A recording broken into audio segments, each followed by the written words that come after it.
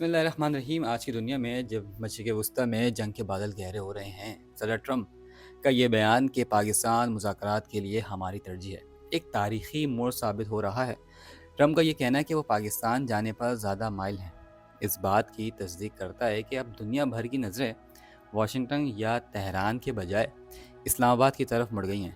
پاکستان نے اپنی غیر جانبدارانہ خارجہ پالیسی کے ذریعے خود کو ایک ایسے مقام پر کھڑا کرا دیا ہے جہاں امریکہ جیسا سپر پاور اور ایران جیسا اہم علاقائی ملک دونوں ہی پاکستان کی سرزمین پر بیٹھ کر بات کرنے کو سب سے زیادہ محفوظ اور موزوں سمجھتے ہیں۔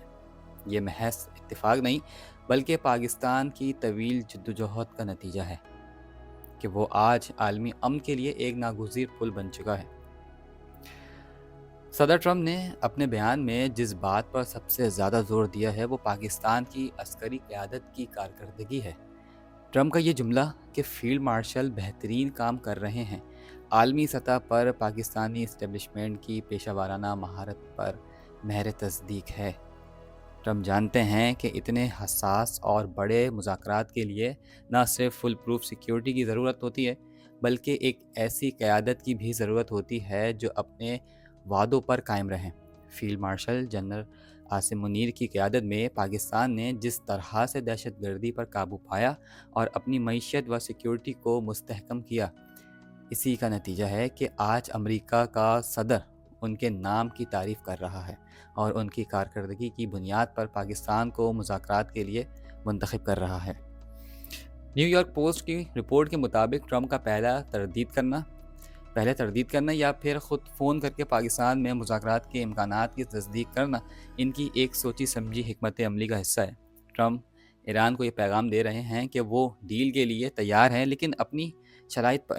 دوسری طرف ایرانی حکام کی طرف سے پاکستان کو اپنی پہلی ترجیح قرار دینا یہ ظاہر کرتا ہے کہ ایران اب کسی اور ملک کے بجائے پاکستان کے ذریعے ہی امریکہ سے بات چیت کو محفوظ سمجھتا ہے۔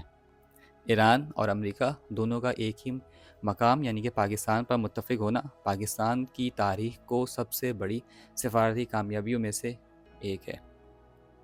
ٹرمپ کا یہ کہنا کہ آپ وہیں رہیں کیونکہ اگلے 2 دن میں کچھ ہو سکتا ہے، ایک سنسنی خیز اشارہ ہے۔ برطانوی اخبار رساں ایجنسی اور ایرانی سفارت خانے کے ذرائع کے مطابق مذاکرات کا دوسرا دور اسی ہفتے یا اگلے ہفتے کے آغاز میں متوقع ہے۔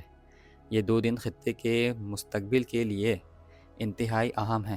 ایک طرف ٹرمپ نے اپنا ہرمز کی ناکہ بندی کی دھمکی دی اور دوسری طرف وہ پاکستان میں امن کی بات کر رہے ہیں۔ یہ ظاہر کرتا ہے کہ وہ ایران کو حتمی فیصلے پر مجبور کر رہے ہیں۔ اگر اسلام آباد میں یہ مذاکرات کامیاب ہو جاتے ہیں اور یورینیم سمیت دیگر اہم معاملات پر اتفاق ہو جاتا ہے تو یہ نہ صرف ایران اور امریکہ کی دشمنی ختم کرے گا بلکہ پاکستان کو دنیا کے طاقت ترین امن ساز ملک کے طور پر ابھارے گا۔ پاکستان اب عالمی سیاست میں صرف ایک حصہ دار نہیں رہا بلکہ ایک فیصلہ ساز بن گیا ہے۔ صدر ٹرمپ کی جانب سے field marshal general Asim Munir کی تعریف اور پاکستان کو مذاکرات کے لیے ترجیح دینا یہ ثابت کرتا ہے کہ پاکستان کی عسکری اور سیاسی قیادت نے ملک کو درست سمت میں ڈال دیا ہے۔ اب پوری دنیا کی نظریں اسلام آباد پر لگی ہیں کہ کیا یہاں سے عالمی امن کی کوئی نئی خوشخبری نکلتی ہے یا نہیں۔